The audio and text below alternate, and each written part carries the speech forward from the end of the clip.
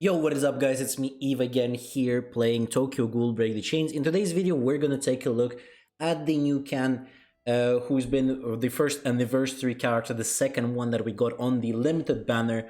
We also have Hide coming in just like 4 days. He's coming on the 24th of November, so hopefully you will tune in for the streams to see the summons on him. The summons for Kan have already been on the channel. If you didn't check those out, you can go and do so.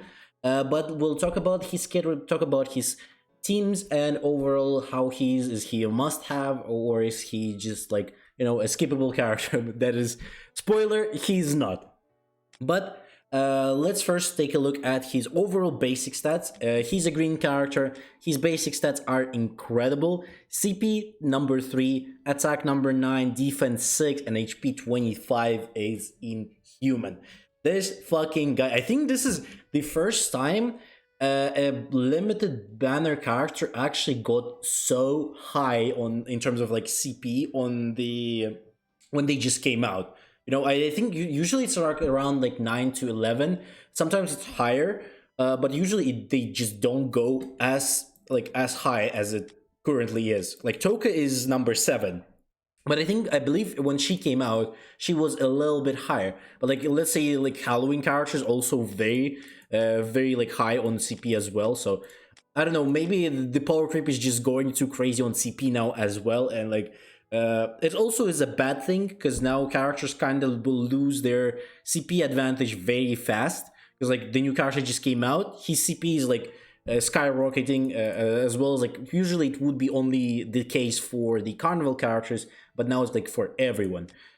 So in terms of his kit, he's looking very nice. I think overall one of the greatest additions they did for like the Anteiku, just what they actually needed. That extra damage that he's performing is what the Anteiku was missing a lot of the time. Deal ultra penetration damage equal to 435% of the attack to the target. Ultra penetration increases pen rate by 20% for the attack and ignores the enemy's block chance when dealing damage. An extra 30% of the damage is dealt. So his damage on this active skill is very nice. Is very big. It does feel a big, like, sometimes we get like a single target characters, but they don't do any damage. But he's a full-on DPS, and he does what the full-on DPS should be doing. In terms of his passive skills, the 0 stars when the battle starts. If allied characters on the field are Anteiku, grant all allied characters peace power, otherwise self-gain the chaos power. The peace power increases basic stats by 16% and defense-related stats by 15%. And when your turn starts, heal yourself for 12% of your max HP. Chaos power for every 10% of HP, increases attack by 2% when dealing damage. Deal extra damage equal to 80% of the attack and gain the ability to enjoy all of the effects granted to specific characters Aogiri tree. So he is basically a two tag character.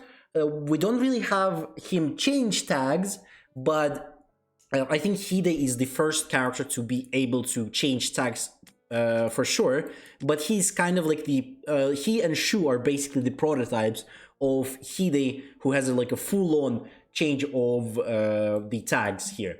So he's gonna be played in Aogiri, he's gonna be played in Anteiku, obviously. I think he is more important in Anteiku than in Aogiri, honestly. Because again, he does bring a lot of good stuff to Aogiri as well. I'm not saying he's like pointless, but in terms of like Aogiri, like it doesn't seem like he's like a must in Aogiri, Maybe for the sake of CP again, sure, you can pick him. Maybe with Hide coming in as well, again, the meta could be changing and Aogiri could be full on like a CP advantage team with a full on DPS characters. Then sure, Ken is gonna be great in there.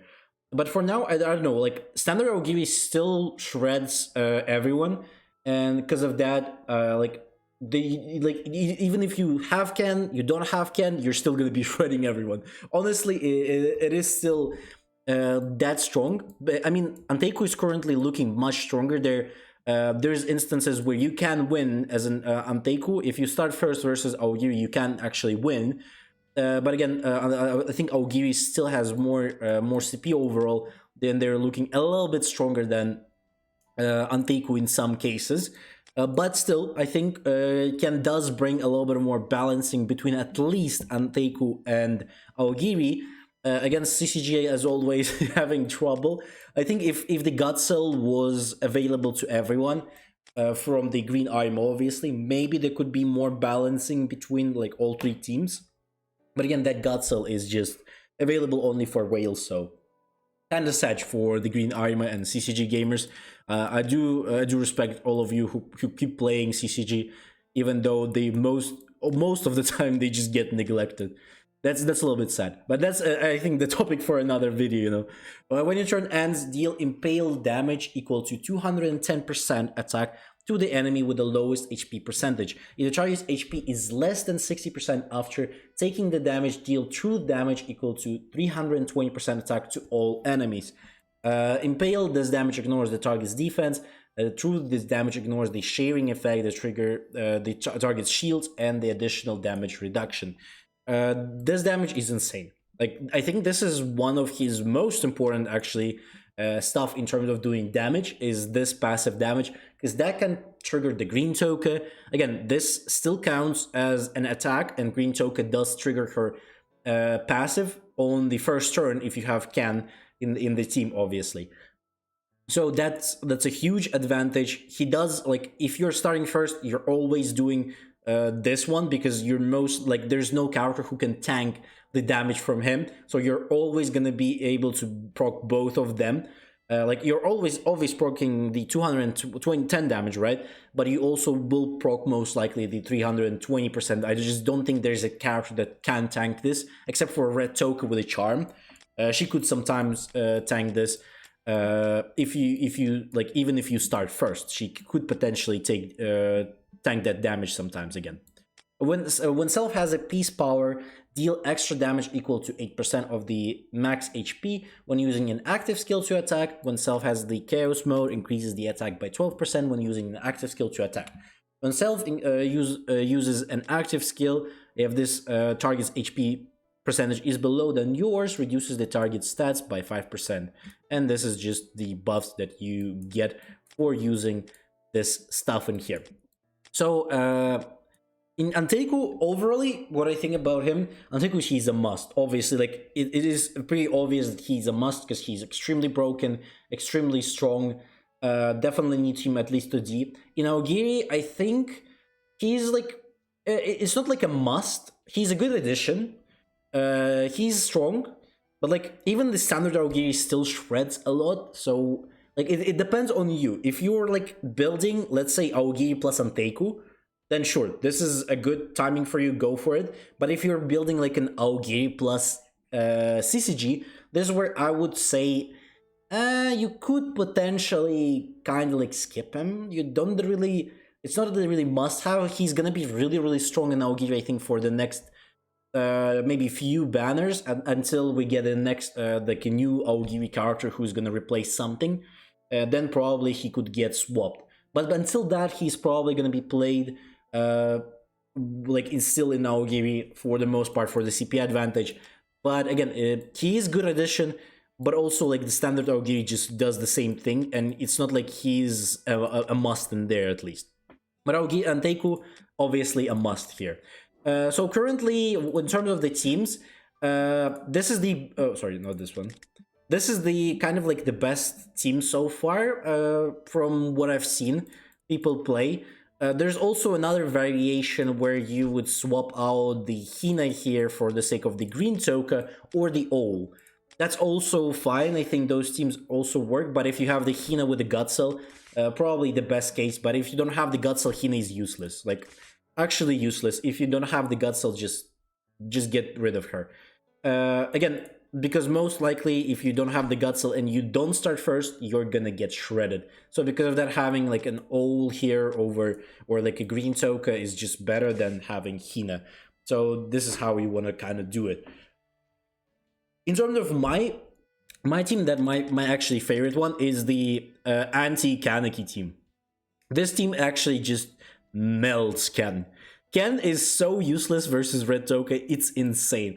It's just like, you put Toka in the team, and Ken is like, yep, I'm just out of here. This is like this is better team for mirror matches. If you're fighting versus Ken, this team is actually performs well. Because Ken doesn't do much damage to her when she's in the charm. She's just so tanky. If you're like on the same CP, even if you don't start first, Ken is just gonna be standing there and looking at you.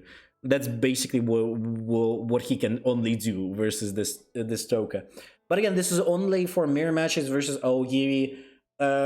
It sometimes work. Again, if you start first, you can still win with this team versus Aogiri. Versus CCG, the same thing, but not versus, I think, the tanky CCG, because you don't have a lot of damage because this Toka is in the backup. Because of that, you're losing like kind of the good damage in, as well as the Hime is not here, so you can't really heal and stuff like that. So because of that, it's a little bit sad, but it still works pretty good. I do really enjoy having this team, honestly, other than the other teams, and over like all team as well. I do think this is the better choice if you're, again, going versus the mirror match, if you're seeing a lot of Anteikus out there. And on the first few days, this has been like working for me really well versus Anteikus. Versus Aogiris, again, it is like kind of 50-50. If you start first, you win. If you don't start first, you lose. Basically like that. Currently, it is really relying on CP with Anteiku and Aogiri. But it did actually, Ken did bring Anteiku to that point where you can actually fight versus Aogiri and you can have a more bigger percentage of win rate. Toka did like bring Anteiku to a good point. They weren't winning versus Aogiri, but they were in a good spot, right? But Ken was that like last piece that you needed to be like kind of balanced between Aogiri and Anteiku. I think so. Anteiku is currently looking very, very strong. Maybe Aogiri still has like an upper hand, but Anteiku is right there, right behind them, like stepping on their toes, basically, just behind them overall. Other than that, hopefully you enjoyed the video. Don't forget to like, subscribe, leave a comments. Tell me what do you think about Ken. Tell me about how has your experience been. How far did you get him? I only did go for like D on him, and then I used a few refinements to get him to C1 minus. And probably overly in future I will try to get him to the triple S maybe. Once we have the new Hide Carnival, obviously I'll try to spend all of my refinements on him. Other than that, have a great day, and I'll see you on the next one.